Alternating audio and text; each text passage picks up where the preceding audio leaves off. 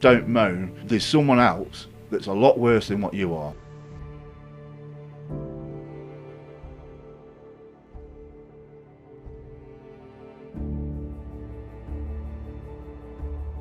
How did you lose your leg? The leg was underneath the bike went on top of my leg. The lorry was literally there, so he couldn't react.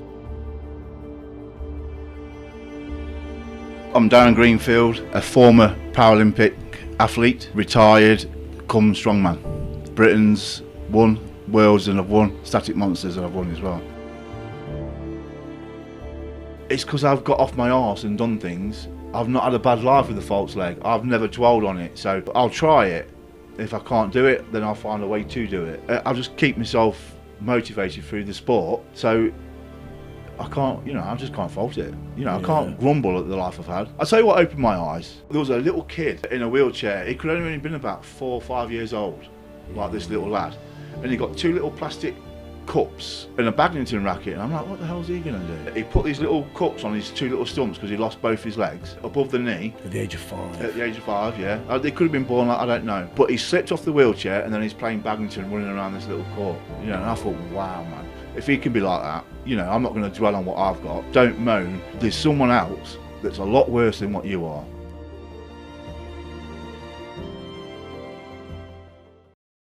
So today's episode is about Darren Greenfield, one of my good friends and someone I've helped coach along the way to break the Guinness World Record. Daz's story is ultimately, and I don't want to just call him the one-legged man, but ultimately it is massively inspirational because he has one leg, right? For the guys who don't know him, Darren's a above the knee amputee on his left leg, and he's had one leg since he was 18, so he's had and he's 50 odd now, so he's had a very long period that he's only had one leg, and that's all he's known.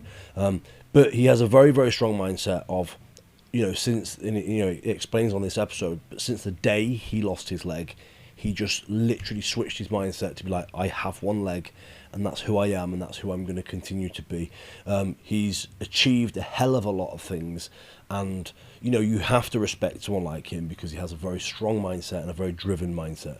So it was a great podcast today to get him on. Follow him and watch his journey. He's going to continue to be a badass within the sport, and continue to grow the sport as well. So I hope you enjoy this podcast, and as always, please help share, and share it with someone that you may feel that would benefit from listening to this podcast.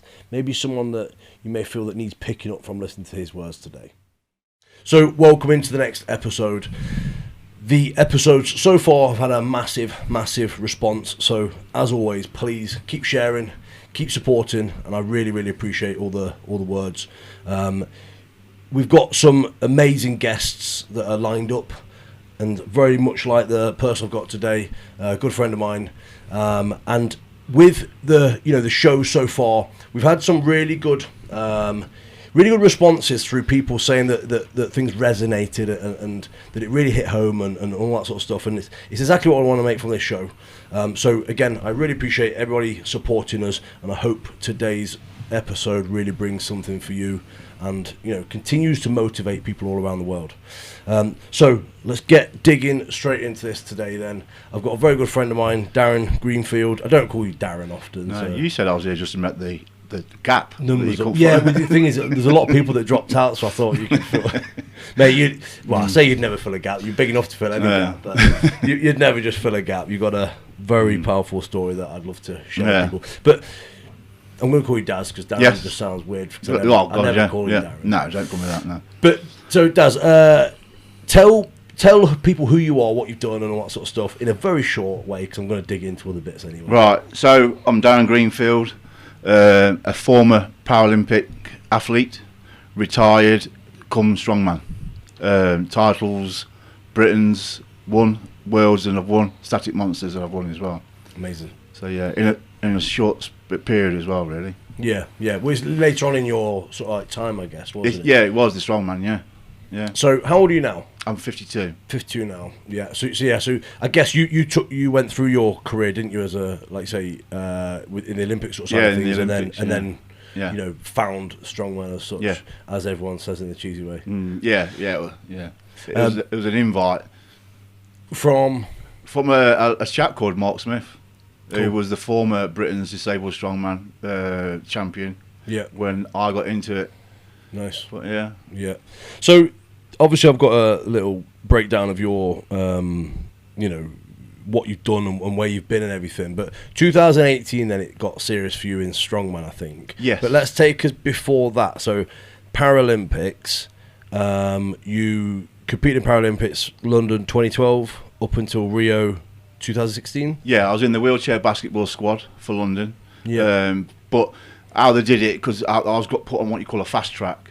Because at the time the team went to Beijing, so I went to an open day to see, because I wanted to get involved, but it was like an open day for everything. Originally I wanted powerlifting, but I kind of got outsmarted by a 45 kilo dwarf. Wow. Because obviously I compete against them. So it's going on body weight, as you know, with like powerlifting and stuff like that. Yeah. Like the static monsters, for example. You weigh in and then it goes on your weight you choose to try and beat the lighter person. And that would be the same for me in the Paralympic bench pressing. Yeah. And the guy that originally says, like, what you benching? I said, I'm doing 155 kilo for reps. Because it's not good enough. Because what? It's not good enough. If you can't do 240, then you're wasting your time.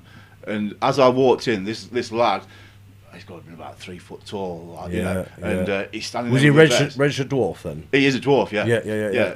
And he's standing there and giving it like this in a vest. And I walked in a vest, and I just looked down. And I'm like, really?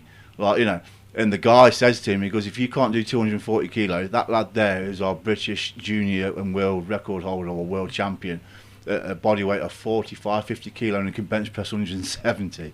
So I was like, yeah, no wonder you're standing like that, mate, because you he knows he's stronger than me, you know what I mean? Yeah. So I kind of gave that up and got into the wheelchair basketball, and then you get put on a fast track. So like you get pushed through everything to get ready for London 2012.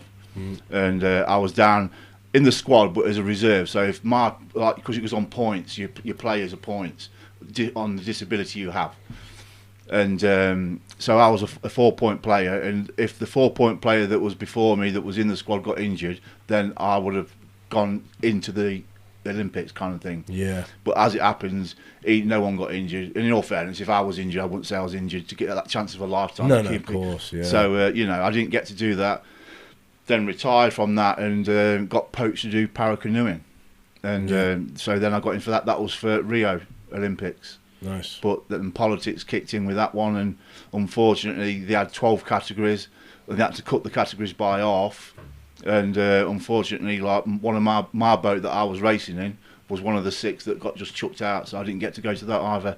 And I just beat the world record in training as well, so I was really gutted about that. Put a lot of work into it, then for it not to happen, So because of that, it did. Although you was at that standard, it didn't matter, right? No, I was obviously gutted I didn't get to go. You put a lot of time and effort into doing it. But yeah, so I just had a bit of time out.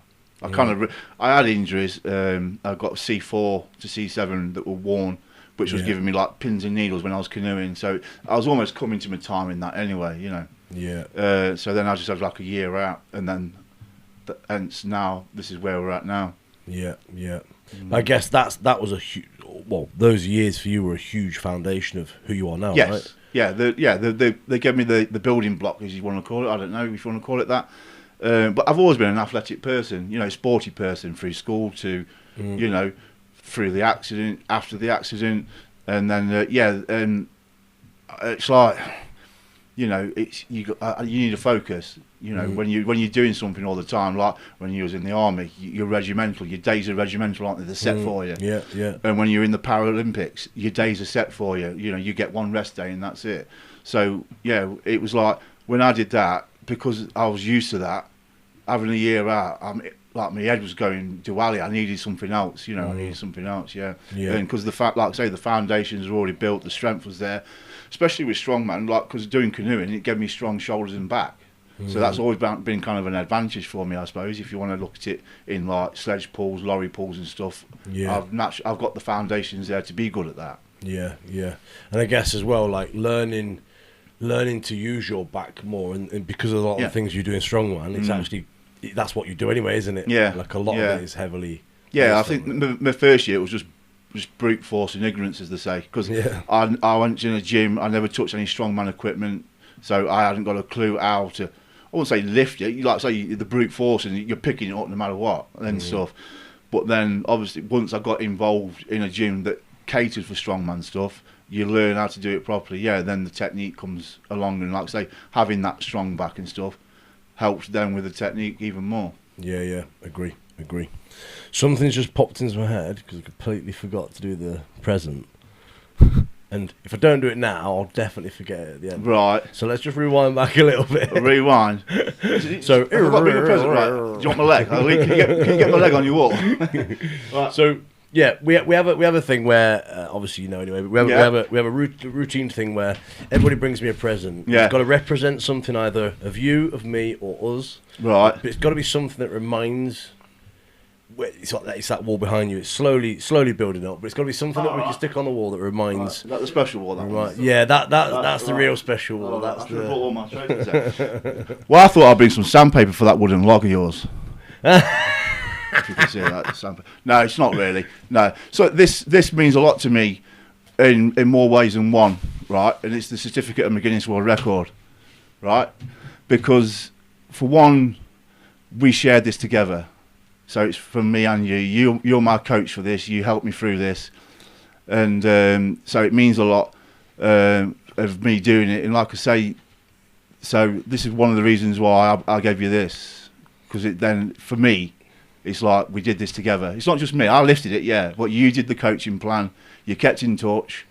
So that's why I want you to have that on the wall. You've actually knocked me off a little bit there. I genuinely thought it was sandpaper. It was sandpaper, and I was waiting for. No, I've left that for the toilet. I was just.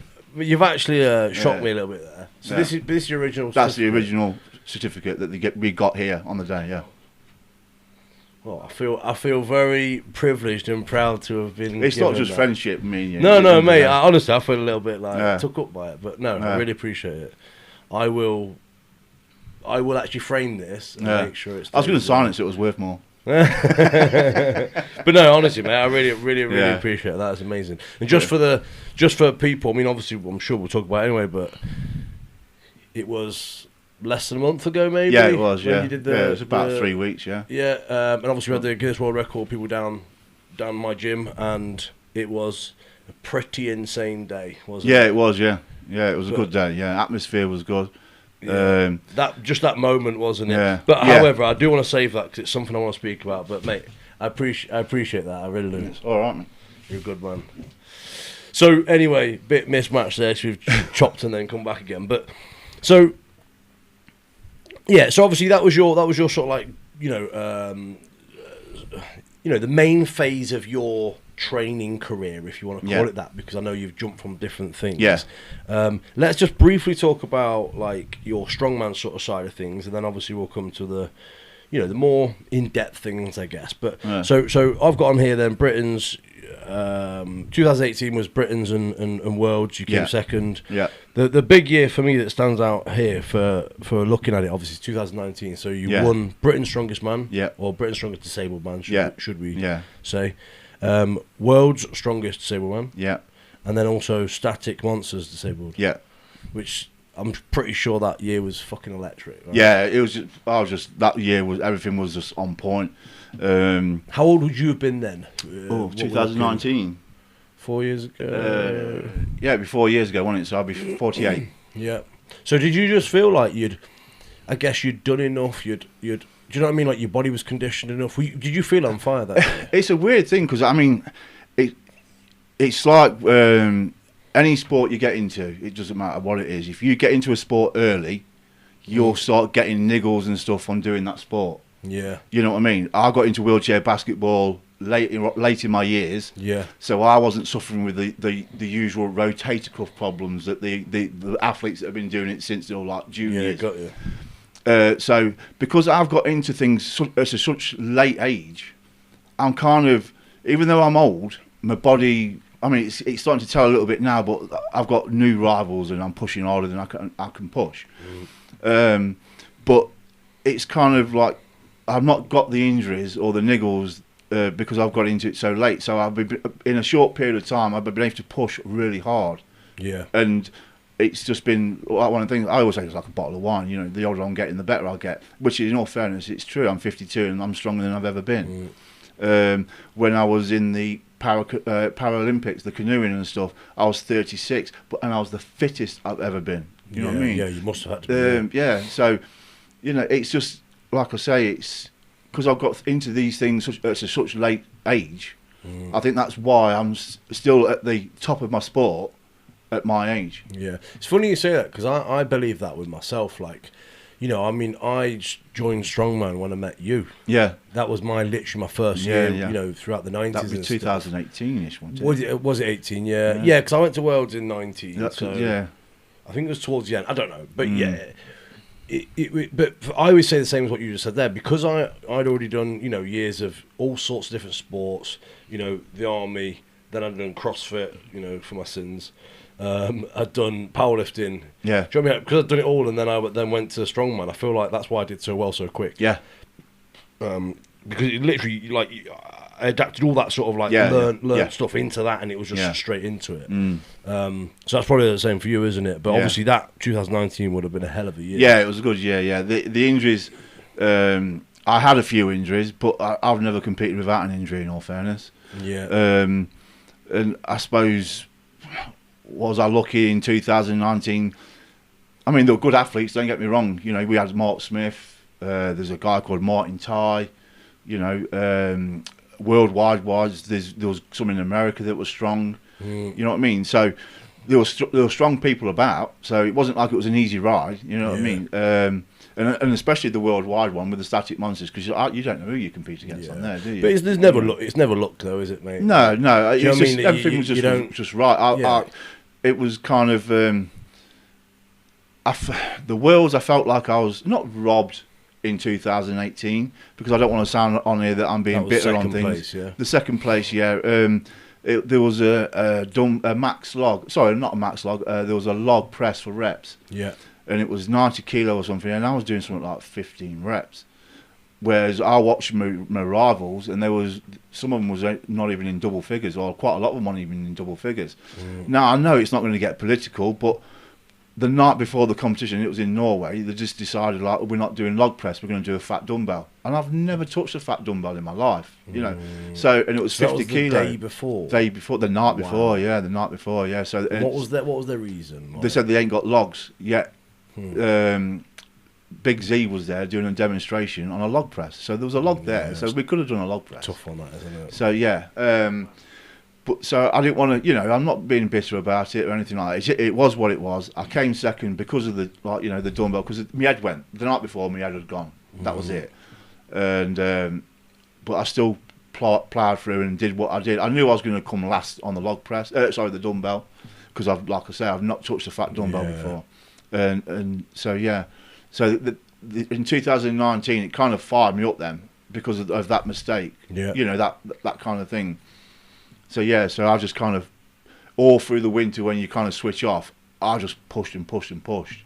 So then come the beginning of the season for Strongman, I'm ready, yeah. Yeah. That's good. And then obviously, then obviously 21, it was second at Brit, second at Arnold. Yes. So you podiumed everything all the way through. Yeah, that again on the Brits, they took an event out on the day, which I've never lost at it. And they took it out at half time and said, "Oh, we're not going to do the Thor hold." And it was one of my best events. Bankers. Yeah. So that was 5 points gone straight away, and I think I lost the Brits.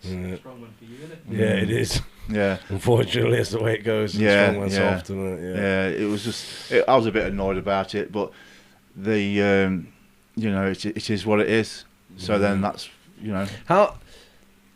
How do you handle things like that personally? And be honest here, because obviously, like, we're all different, and you know, everyone says, "Oh, it's fine, it's okay." Yeah. How does it make you feel? When I first got into it, I'd get quite annoyed. You know, with like dodgy reps, this, that, and the other. Like, you know, it's like, you know, I kind of not argue with people, but I'm an opinionated person. If I've got something to say, you know, I'm not being disrespectful to anyone or anything like that. But if I've got something to say, I will say it. You know, if I say, oh, you know, why are you doing that? How come he got them reps when clearly there wasn't reps or whatever? I will say that. You know, but that was like the first 2018 kind of year, and it did happen in the Brits on 2019. But then I used that to fire me up even more to make sure I won that competition, that Britain's, and so yeah. But now, whether it's because I've kind of been there, got the T-shirt, so to speak, I'm a bit more mellow about it. You know, I've kind of relaxed into the sport, and just I even help athletes I'm competing against. That's how I've got now. You know, we've got newcomers, and like there's a lad called Panda who competes, and he we were doing the dumbbell for reps. He thought you could only use one arm. I goes, no, you can alternate your arms. And I'm like, why have I told him that? But I want him to do well. You know, I don't want to anything. If you compete, you know yourself. You don't want an easy ride. Yeah, an easy ride would be nice, but I want to at least be pushed to where I am. You know, this was one of my things at the weekend. If I win something, I want to win it on merit, like that I was the best on that day, not because it was easy. Yeah, you know? Yeah. No, I agree. And as well, it grows the sport, doesn't it? Like, let's it be honest, does, yeah. Helping other people says more about the sport, helps the sport grow, and then before you know it, you've improved it as well. Yeah. But like, now if something goes, I just kind of like, well, whatever. You know, it is what it is. I know I can't change it, no matter what you say or anything. You know, that's happened, and just get on with it, and then just use it kind of as a positive for the next event. You know, if you have one bad one, use it. Try and do it better on the next one. Yeah. And it's good mindset, isn't it? Like you've got to adapt with that mindset to enable you to push forward. If you let it bother you, then that's when you start making mistakes all the way through. Then, isn't it? Yeah, you can do. I've said it before, but I've got this mantra that I've got written down on the phone about and I read it to myself every time I compete, and it's about, you know, the event you're on is the important event. Right. The one you've done is not. The next one is not. Yeah. Do you know what I'm saying? Yeah. It's such a simple thing, isn't it? But like, it's all about just focus on what you're doing right now. Yeah. You can't change what's already happened. You can't change what's coming up. Just do what you got to do and move on to the next one. Yeah. But a lot of people struggle with that, don't they? Because a lot of people dwell on the past and the bad and what's got. You know, it's like competition. If you've just screwed up an event and you know it was your fault. Yeah. But it's done now. Yeah, same as nerves, isn't it? You can let nerves overtake you, and then the nerves kick in, then your breathing's all out and everything, and then you've knackered a rep or whatever because of that. Yeah, but you also do stupid things, don't you? Like, you know, you might put your wraps on the wrong way around, or you might not wear your wraps. Yeah, or forget it. Yeah, I've done it before, and it was a press. I got an elbow sleeve on. Yeah, I did the press, and the elbow sleeve was around my wrist. I'm like, oh damn, should have put that around my elbow. Like, you know. So it was a wrist one. Yeah, it was a big wrist thing. Yeah. Cool. And then let's just briefly then talk about the LA log press Guinness World Record. It's a bit of a tongue twister. Yeah, it is. Leg amputee. It is. Yeah. LA stands for leg amputation. Yeah. So you have to have a leg amputation. And I've stated when I got in touch with the Guinness World Record as well, it's got to be above knee, not a below knee. Yeah. It's got to be an above knee amputation. Yeah. Because obviously a below knee, it's a lot easier for them to pick the leg up. Yeah, it's the kind of like pick the log up. Yeah. And clean it to the chest. Whereas, you know, from watching me, the clean isn't a proper traditional clean kind of thing. It's more of a curl than a clean. So you got one leg to do that. So do people go out of the way to get one leg? Just go down? Just cut it off? Yeah, or do they? or is it just the people that are unfortunate to have one leg? Yeah, it's whether you're born with it or someone's took it off you, I suppose. Yeah, and the reason I say that is because it's important to laugh, right? We obviously I've known you for a long time, and I think it's something that I've always enjoyed about you. You have a humour about your position, because it is what it is. Yeah. And actually, it's like you've got to embrace it, haven't you? You have, yeah. It's, you know. Have you always been able to laugh about it? I have, yeah. Obviously, if a total stranger says something, then I'll have a word. I'll say something like, you know, I worked the doors in a club, and a guy come up to him and he said, "Peg leg." And I'm like, who are you to call me peg leg? I said, I don't even know your name. That becomes offensive, doesn't it? If I knew his name and we knew him, it'd be different. I don't even know the guy and he called me peg leg, you know. So then I says to him, I says, mate, who are you calling peg leg? I says, I don't know you, so you're a bit out of order. But I'll have a laughing joke, you know. I mean, I did a military army match fishing, and I took my leg off and used it as a pillow because I was all drinking, and I was lying on the floor as a pillow. And the guy, one of the lads, like army lads, you know what the military banter's like. Yeah. And he picked it up and tried running off with it, and I hopped out after him and did a rugby tackle on him and got him on the floor. I goes, no one nicks my leg, mate. You know what I mean? And you know, it is what it is. If I dwell on it, what's the point in dwelling on it? You're just going to make yourself miserable. I have bad days. Everyone has bad days. Even someone with no disability can have a bad day. It's nothing to do with your leg as well, is it? And that, no, the only time sometimes it's nothing about that. The only time I kind of have a bad day is if I fall over through the leg. Nothing to do with whatever. You know, if I could be just walking or something, the leg gives way on me. Then I get angry that not why have I lost the leg, but then that's the only time I kind of think about it. But apart from that, it's like it's me. You know, when I come out of intensive care, that's it. I've lost the leg. That's me. It's me now. That's it. Yeah, I mean, we've got a break in a second, and I do want to go deeper into that. So let's just literally speak about this Guinness World Record before we break, and then I want to go into sort of like the depth of that as well. But so on the build up for this, just I don't want to say you failed it, but you did. It was a failed rep, yeah. You failed a dizzy rep. Yeah, you know, like, how did you feel after going to, you know, Ultimate Strongman and I was gutted I didn't get it. An insanely big crowd, and you didn't get the rep. How did you feel? I felt really gutted. I let me down, everyone down, like even you and you know the crowd, the audience, because I knew it was there.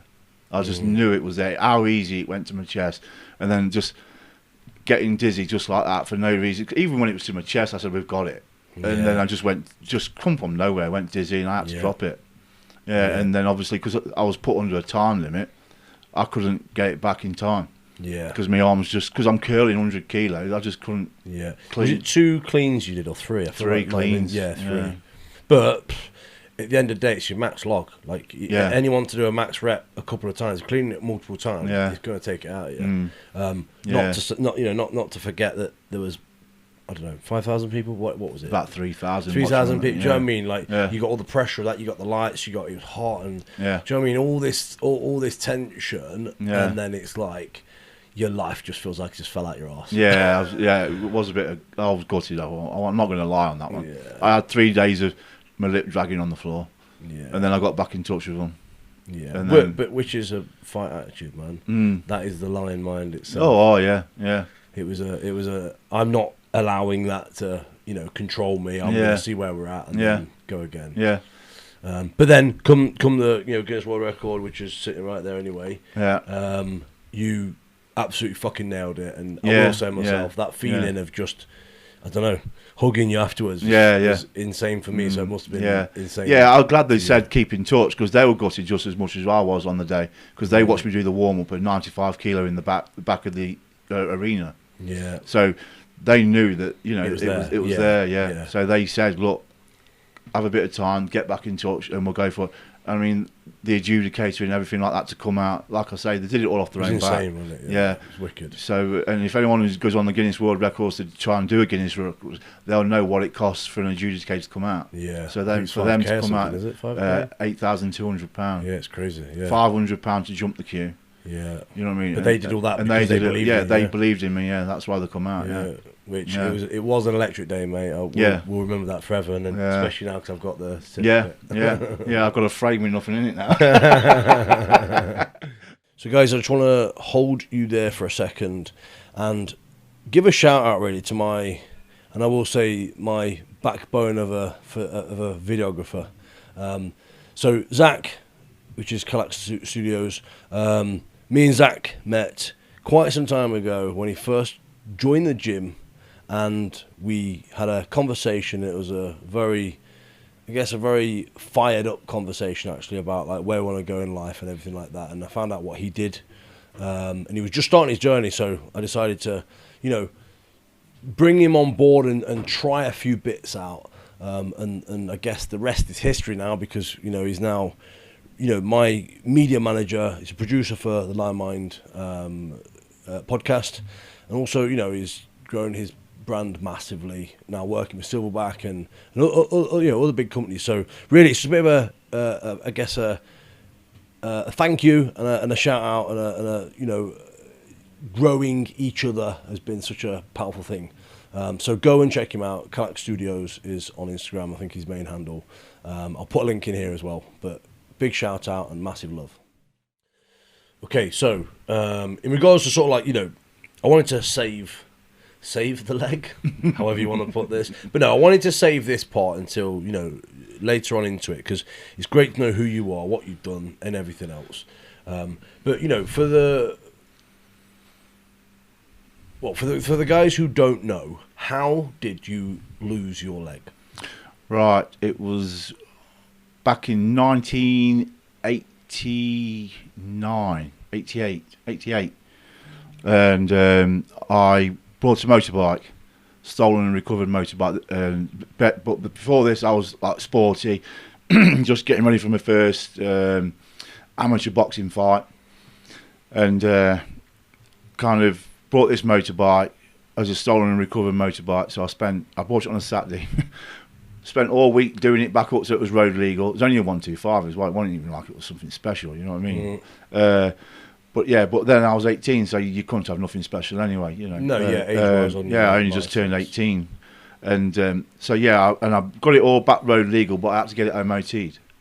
And then on the following Saturday, as I bought it, taking it to get it all done, and that's when I had the crash.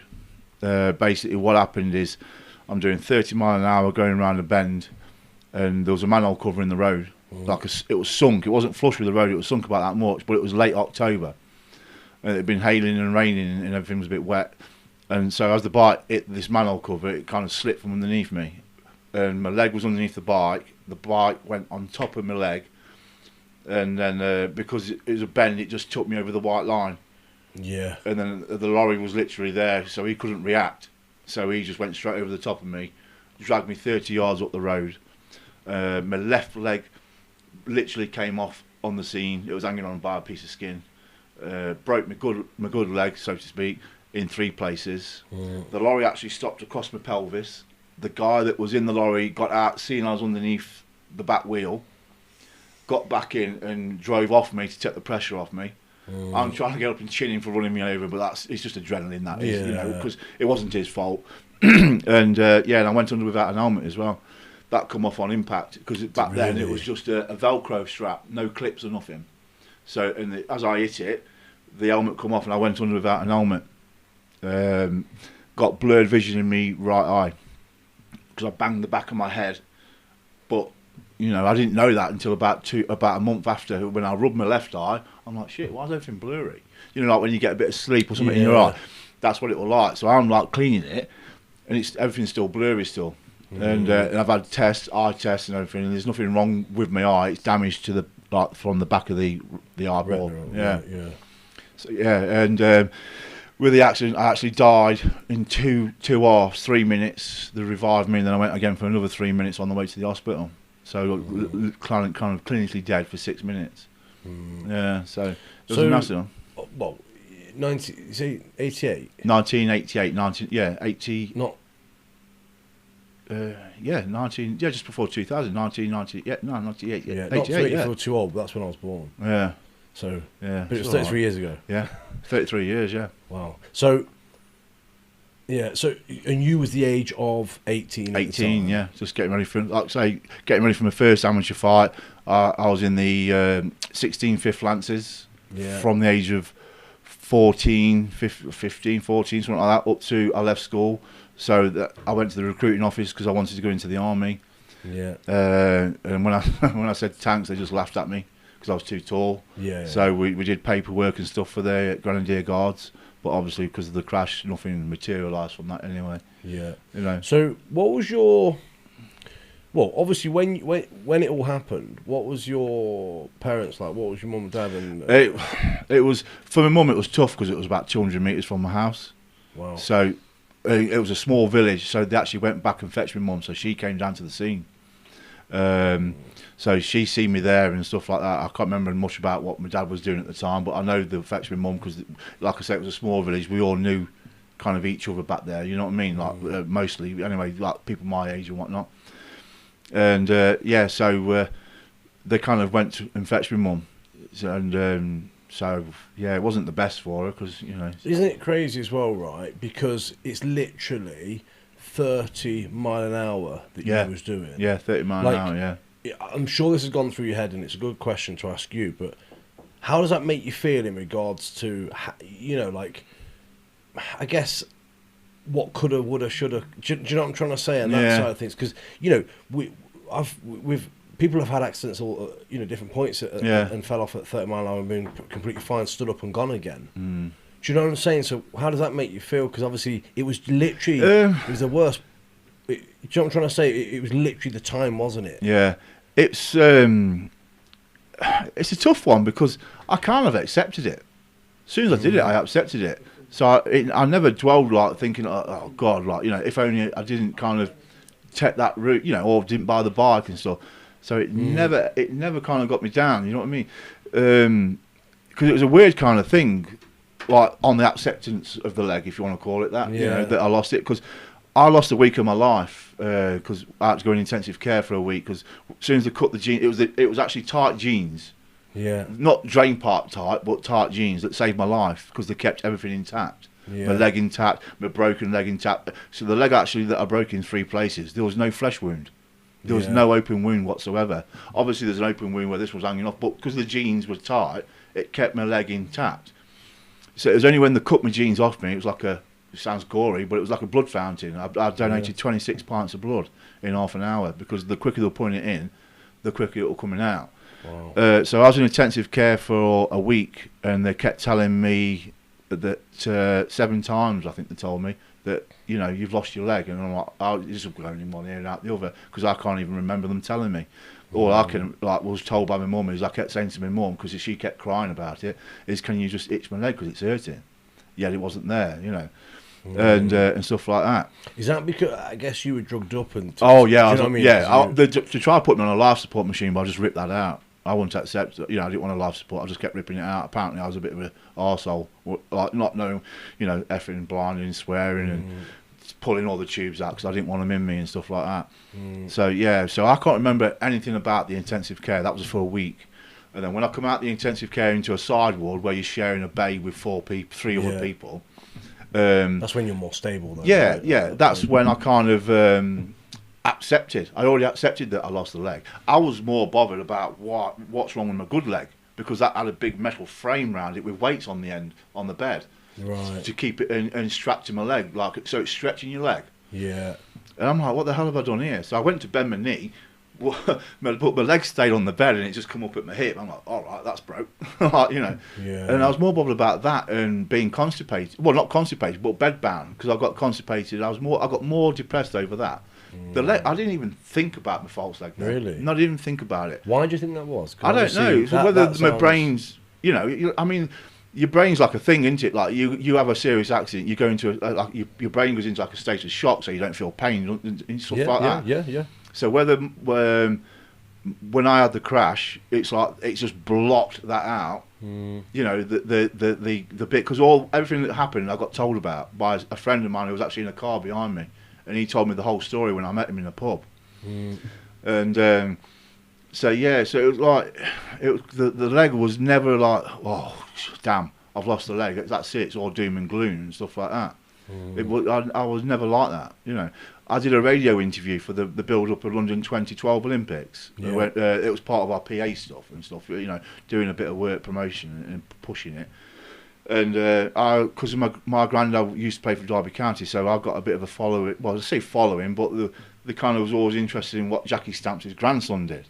Yeah. So I did quite a bit on the radio there, talks and stuff. And then when we was doing the build up for London 2012, they asked me if because they knew I was in the wheelchair basketball team, if I'd do a talk. And on this talk, they actually says like, if you've got the road, you're going down that road. And you can veer left or straight on. The straight on's the crash, and the veer left, you're missing that crash. What route would you take? I said the straight on. I said, and they're like, why would you take the straight on? And I said, because the life I've had since the crash is a lot better life than the one I was having before I lost the leg. you know, because you know, when we mentioned a little bit before on air kind of thing, my childhood, my bringing up, like, you know, through school and stuff wasn't the best, bullied and stuff like that, and then I kind of rebelled on that when I learned to fight.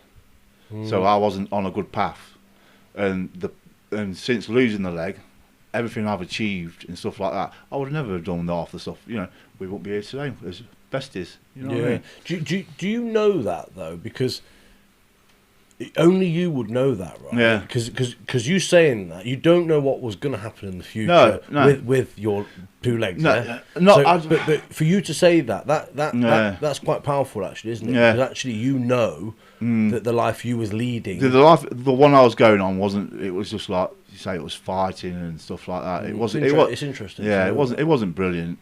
And it probably would have got worse as it went on. So I guess it's a little bit of a, I don't know if you could call it this, but a blessing in disguise. It is, yeah. You know, I'm not going to say go out and lose a limb just so. No. But yeah, for me personally, but then saying that, it's like I say, it's because I've got off my arse and done things. I've not had a bad life with the false leg. I've never dwelled on it. So to me, yeah, all right, we're not going to play rounders, you know, unless I can bat all the time, you know. Yeah. But or a game of football unless I can go in goal. But everything else, if I'll try it. If I can't do it, then I'll find a way to do it. Yeah. You know, and I've done that. You know, with bike rides, charity bike rides with the leg, all sorts of stuff. You know, the things I've got involved with. I just keep myself motivated through the sport and stuff. So I can't. You know, I just can't fault it. You know, I can't grumble at the life I've had. Yeah. Compared to the one I was having. But that's really, you know, that's really obviously positive and powerful to hear that from you, because there's so many people, aren't there, that, you know, I've never lost a limb, and I hope I don't, you know, because I don't. It's not something that you. I don't, because you won't be coming into disabled strongman. Because I'll beat you. No. But it's one of them things, isn't it, where like there's so many people that go into that hole, let's call it. Yeah. Do you know what I'm saying? Where all they then think about is what they've lost instead of what they've got. Yeah. You know, it sounds like you've actually looked at what you've got, as opposed to, you know, it's that glass half empty sort of thing, isn't it? Turn right? negative into positive, isn't it? Yeah. Yeah, you got, some things that happen to you, but at the end of the day, you're alive. There's always somebody in this world that's worse than what I am. And I realised that when I got involved with the Paralympics, because I've got a false leg, but then you've got paraplegic people with a lot more severe disabilities than what I have. And then I think to myself, well, you know, I'll tell you what opened my eyes to the false leg is when I lost it, the physios and stuff asked me if I wanted to do it was Milton Keynes when Jimmy Savile used to go. Really? At State Mandeville, Paralympic weekend. It was like an open weekend. You stop there, and they got all the different Paralympic sports going on, you know, events, should we say. And I went there, and it was when I first lost my leg. So I'm probably like 1991, something like that. When I went, by the time I was walking on a false leg and everything, you know, it was quite early into when walking it was. And I'm there, like, way out of my comfort zone.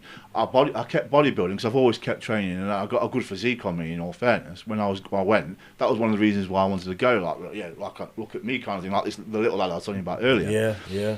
And I went there just wanted to do the powerlifting thing, but no one spoke to me whatsoever. Then I went to go somewhere else and see what other sports there was. There was badminton and all the things. But there was a little kid, and in a wheelchair. He could only have been about 4 or 5 years old, like this little lad, and he got 2 little plastic cups, almost like a plant pot, plastic thing, and a badminton racket. And I'm like, what the hell is he gonna do? And he put these little cups on his 2 little stumps because he lost both his legs. Wow. Above the knee. At the age of 5. At the age of 5, yeah. They could have been born like, I don't know, but right, but he slipped off the wheelchair and then he's playing badminton, running around this little court. And I thought, wow, man, if he can be like that, I'm definitely, I'm not going to dwell on what I've got, And that was kind of my eye opener to like, you've got what you've got kind of thing, and get on with it. Don't moan about anything. You know what I mean? Unless it's something serious to moan about, but don't moan because there's someone else that's a lot worse than what you are. Yeah. You know what I mean? So, You know, I know it's so easy to say that, but it's so powerful and so true, isn't it? Because you're 100% right. And I often think, whenever I'm like, you know, in a bad place or whatever, I often refer back to that. It's an old school thing, isn't it? It is, yeah. And, you know, there is always someone worse off than you, whatever you're going through. Yeah. It's like you saying, oh shit, I've only got one leg. Well, you know what? There's someone with no legs. Yeah, and I mean, if it's an injury, it heals, doesn't it? Yeah. Especially if you've got time against you, you know, where you've got more years to come in, what you're competing. So you've got the times. You know you're going to heal, and then you'll come back, and normally you'll probably come back stronger than you was before when you got the injury and whatnot, because you're more determined from it and stuff. Yeah. So what would you say is something that you've?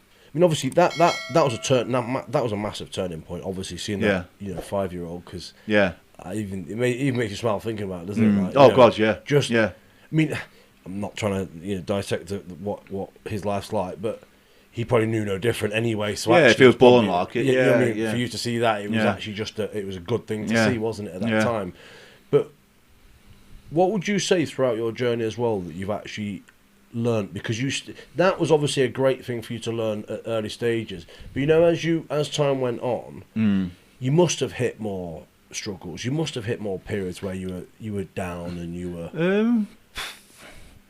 I don't know. I've never really got down. COVID was a bit of a tough one. Yeah. You know, but I think that was tough for everybody. But as in the leg wise, I've never really got down on it. You know what I mean? Because, like I say, I've got a false leg, but to me, I don't see it as it's a false leg. It's just part of life for me now. I'll go to bed. I take my leg off. I put it on charge. Yeah. You know, I wake up in the morning. First thing I do, I'll get my leg, put it on, and that's it. That's my routine. I don't think about it anymore. It's just a natural thing for me to do. Do you think that's because you were so young when you lost it as well? Because let's be honest, it's the average of your life. Do you know what I'm saying? That I know. Yeah, I've had it more than I've added 2 legs. Yeah. Yeah. I don't know, probably, but I don't know. It's just I've just got used to it. You know, the only time I kind of I'll say peed off, like if it's sore, if it gets with the warm weather or, you know, like that, because when I lost my leg, obviously because it was hanging off, they couldn't operate on it straight away. Yeah. Sorry, not straight away. It amputated, but they did what they did, but they couldn't kind of tidy it all up properly until they got everything all kind of settled. Yeah. So I ended up getting gangrene on it. Right. So I had to have skin grafts on the front. Right. So I get sores now and stuff like that without me knowing and stuff, like, because I can't feel it and stuff. Then Is it quite numb around the? It's a bit numb on the front, yeah. Yeah. So it's only when I take it off I'll know if I've cut myself up or not. And so I mean, they're the only times you probably kind of I get peed off, you know. Well, the fault, but I don't get peed off to the point like say, why me? You know what I mean? Like, I've never ever like, why me? You know, and stuff like that. Like, I don't know, it's just how strong you are in your head, isn't it? I suppose everyone's different. Yeah. I know people that lost legs and sooner sit in a wheelchair, but that's just not me. Yeah. You know what I mean? I sooner walk. You see, that's what I love about your attitude and mentality with it, because, you know, it's such a controversial thing to say, and you know, it's probably going to trigger someone listening to this, but too many people choose that victim mentality too soon, don't they? Yeah. And it's and you know, you hear it all the time, and it's hard because people were like, well, you don't know what it's like to be me. But again, when you think about that whole mentality of what we just said about there's someone always worse than you, you know, we all want to be as strong as we can, don't we? Like, you know, regardless of who you are, we all do. God, we all want to be as strong as. I don't mean physically strong. I mean mentally strong. Right.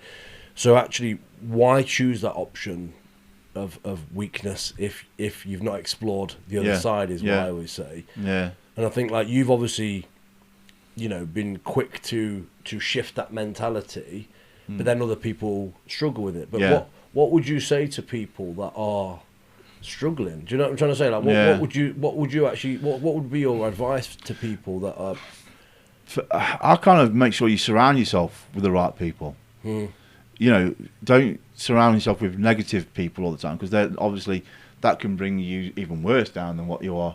You know, when I first lost my leg, I had like good friends that were there for me. You know, if we went, they push me, if they push me around. But in all fairness, I was an independent person, and I sooner push myself than be pushed when I was in the wheelchair. You know what I mean? Even with a flat tyre kind of thing, I pushed myself. You know, and even though I kept veering off into the middle of the road, like off the path. But that was just me. That's just my mentality. I just wanted my own, me to do it. For somebody else, that for me is like, make sure, for one, you are surrounded by the right people that want to encourage you to get up and be, say, normal, but you know what I mean, back to normal as you can possibly be with whatever your disability is. Yeah. And then once you've got that, you're mentally strong in yourself as a person, then you can do whatever then, can't you? If you want to go and train, or whatever. I think you've got to see the options, haven't you, rather than see the limitations. Cause it's like if it's, look, gonna go out for a walk and it's raining. Yeah. I know this is completely different to losing the leg, but get rusty. Yeah, exactly. Wrap it up. Yeah. But you're going out for a walk and also it's raining. Okay, why now can't go for a walk? It's like, hold on, you could put a raincoat on. Do you know what I'm trying to say? Yeah. I know that's a completely different thing, but my point is, you can always look for that option, can't you? Oh God, how can I still do what I wanted to do? Yeah, this is where I say with what I do,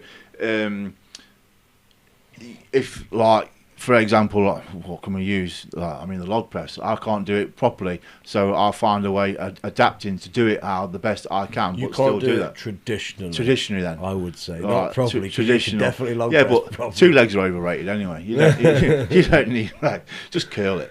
Yeah. But for the people, actually, sorry, just to interrupt. For people who don't understand a log press or probably haven't seen you do a log press, first of all, I'm sure is that you'll stick one up at some point on this just to let's show the actual one of the day as well. But a log press, typically the most efficient way to do a log press is to stand up with it, to squat down, to use your full hip drive and momentum, and then again to dip and drive with your legs and press. Yeah, for you, you have to literally deadlift it up, bicep curl it, then press it. Obviously, well, in between that, you've then got to stabilise yourself, haven't you? Yeah, that's the most important part. I have to kind of step forward, deliberately move my feet. Whereas you normally want to keep your feet planted. So there's so much, isn't there? Really, we probably haven't even respected that ourselves enough. No. I know we've done a lot of work on it, but and still, bearing in mind my prosthetic leg has a weight limit. Yeah, of course, because it kept. So that's kicking, always didn't it? it was moving. So I actually what I did on that day to stop the leg from it was flexing. Yeah. So whereas I have it on a lock mode, because it's a microprocess leg with for the cameras, which means I've got computerized movements. I can lock it, unlock it, and all that kind of stuff. Whereas when we're deadlifting, it's straight, so it's like that. Yeah. So that's my knee. It's straight. It locks. It stays like that. Yeah. When we were doing the log press, there was about a 10mm play in it. Yeah. So what I did on that day is I actually patched the toes, so it was kind of pushing the leg backwards. So it was pushing. I remember you said that. Yeah. So it didn't do it. Yeah. Yeah. Which that minor detail made a huge difference. Didn't it? Yeah. Because if it flex when I'm doing it, and because I can feel the flex go, I think something's wrong. And I think it's going to give way totally. And the leg's got a 120 kilo weight limit. I'm 134 kilo. Well, I was on the day. Then trying to push 9,500 kilo over my head on top of that, insane. So it's not just doing the pressure. You've got to trust as well. Trust the leg. Trust everything's right. But but no, mate, it's been insane to watch that journey as well. It was tough at times, but it niggles and stuff. But we got there, didn't we? Yeah, you know what I mean. And I will say you have the lion mind, so you'll always continue. Oh, but God, yeah. What's next for you now? Like where will we've got you? The Britons the end of this month. Yeah. It's actually the bank holiday weekend of this month, so it's the last weekend of this month. Yeah. Down in Chard, Somerset. I want to try and get that 3rd title because this is going to be my last competitive competition, and I am saying it, and I'm going to stick by it. I keep even I was talking to a friend from Canada that runs the World Strongman with Magnuson, and he says you're not retiring, but my body's taking a hell of a beating at the moment. My mind and my heart, I just want to keep going because I love the sport. You know what I mean? Reffing, whatever. I love the sport now. It's one of them things where I got into, and it's only when you get into it And it's not just the sport; it's the family that come with it. You know what I mean? Even though, like, yeah, you've got adaptive, disabled strongman, able strongman, men, women. You know what I mean? When you're together, you're just a family. You're just a family. Yeah. It just Yeah. there's camaraderie, everything like that. You know what I mean? And I enjoy that.